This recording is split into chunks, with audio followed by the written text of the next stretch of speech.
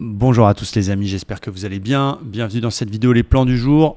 Nouveau décor en cours de fabrication, c'est évidemment pas du tout terminé. Donc désolé pour cette qualité vidéo, mais on y travaille. J'espère que d'ici une semaine ou deux, ce sera fait. Peu importe, on se retrouve quand même sur les graphiques pour vous partager nos plans pour aujourd'hui. Côté DAX, donc on est sur un haut de biseau daily. Vous avez vu hier, c'était l'investisseur de Trump. Il n'y a pas encore eu trop de réaction du marché malgré quand même une annonce de mesures assez impressionnante. On verra l'impact sur le marché. Ce que je peux vous recommander, c'est quand même de faire attention, d'être prudent, de bien respecter un bon money management et de laisser vos émotions au vestiaire et de trader ce que vous voyez et pas ce que vous anticipez. Quoi qu'il en soit, on est dans un biseau daily, donc la tendance elle est très haussière, mais on est sur cette petit obstacle technique.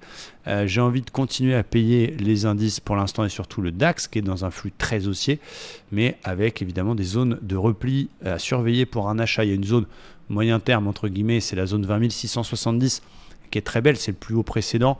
Ça converge avec le bas du biseau si ça va toucher cette zone dans les prochains jours. C'est un niveau à surveiller pour les prochaines séances. En attendant, pour aujourd'hui, on est quand même dans une phase d'accumulation, un petit range entre 21 000 et 21 160. Donc si jamais on ne va pas chercher cette zone 20 150, les day traders surveilleront la zone 21 000, chiffreront bas de range pour un achat en cas de signal, par exemple M5 là-dedans. Et évidemment, s'il finit par péter ce biseau et péter ce range, eh bien, il faut poursuivre, continuer à acheter. On sera sur un ATH, donc ce sera difficile de donner un vrai objectif. Mais en tout cas, continuer les achats type OPR suivi de tendance. Tant qu'on est dans un range, on ne travaille pas ce genre de setup. On attend les zones que je vous ai données. Côté Standard & Poor's, eh bien pareil, les indices américains pour l'instant réagissent plutôt pas mal à ce qui s'est passé au niveau macro. On a quand même des gros résultats à venir, notamment Netflix, Johnson & Johnson, Procter & Gamble cette semaine, donc faites très attention. Aujourd'hui, on n'a pas de grosses news, mais je suis curieux et j'ai hâte de voir la réaction des indices sur l'officialisation de l'entrée plein pouvoir de Donald Trump. J'avais vu cette belle vague de Wolf quand même très magnifique, je profite pour vous la montrer. 1, 2, 3, 4, 5 avec le point 5 qui dépasse, réintègre. L'objectif c'est le point 6 qui relie 1, 4. Bref, c'était de toute beauté. Intéressant à voir qu'entre l'ATH et le plus bas extrême, il y a un niveau 61,8 qui pour l'instant est un petit peu un niveau aimant. On voit un peu de volatilité autour, mais les flux sont haussiers. Alors je vais surveiller 3 choses. Première chose, c'est il vient casser son petit niveau 6070. Je poursuis les achats. Cible 6105 qui a un niveau polarité à surveiller. Deuxième chose, il vient rechercher les plus bas du jour, rechercher cette zone 6000 points chiffre rond. J'ai un petit signal d'achat là-dedans. Je peux travailler un achat dans cette zone, une bulle, une div, vous connaissez la musique.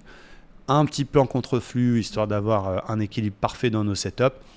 Il vient chercher notre zone objectif 6100-105 et là-dedans, parce que ça peut casser, mais là-dedans, il y a un très beau signal à exploiter contre flux. C'est une zone que je peux tenter en vente contre tendance si mon ratio le permet.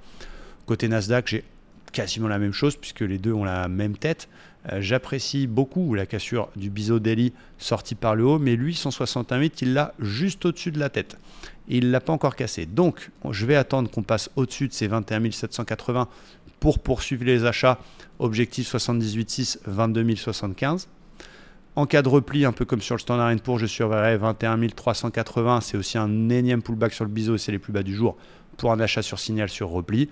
Et la zone à surveiller en cas de contre-flux très puissant, c'est justement ce 61,8, 21 780. Côté Dow Jones, on a un plan un peu plus évident entre guillemets parce que lui, il n'est pas sur un 61,8, lui, il n'est pas sur un obstacle précis. Il a cassé son plus haut précédent en daily. Le 61,8 est beaucoup plus haut. On a une polarité également qu'on a cassée à 680, 43 180. Donc, je vais avoir deux plans. Premier plan, c'est repli dans cette zone-là des plus bas du jour. On va mettre 43 500, 550. Je peux acheter sur signal tant qu'évidemment il ne casse pas son niveau. On peut même se servir de l'extrême plus bas en zone alerte maximum. Donc plutôt un achat sur repli 43 500, 520. Et puis s'il pète les 44 000, il ne faut pas qu'il soit pile dedans, mais s'il passe au-dessus de ses plus hauts précédents et des 44, je travaillerai une sortie d'OPR standard avec comme objectif les 44 250, ce fameux 61,8 qu'on a vu juste avant. voilà, j'espère que les plans sont clairs. Mon décor, bien sûr, va évoluer. Je vais y ajouter de la lumière, je vais y ajouter de la décoration, je vais y ajouter des petites choses sympas. Mais voilà, je voulais faire cette vidéo, je voulais quand même mettre la webcam aussi, parce que je sais que c'est plus agréable pour vous pour regarder.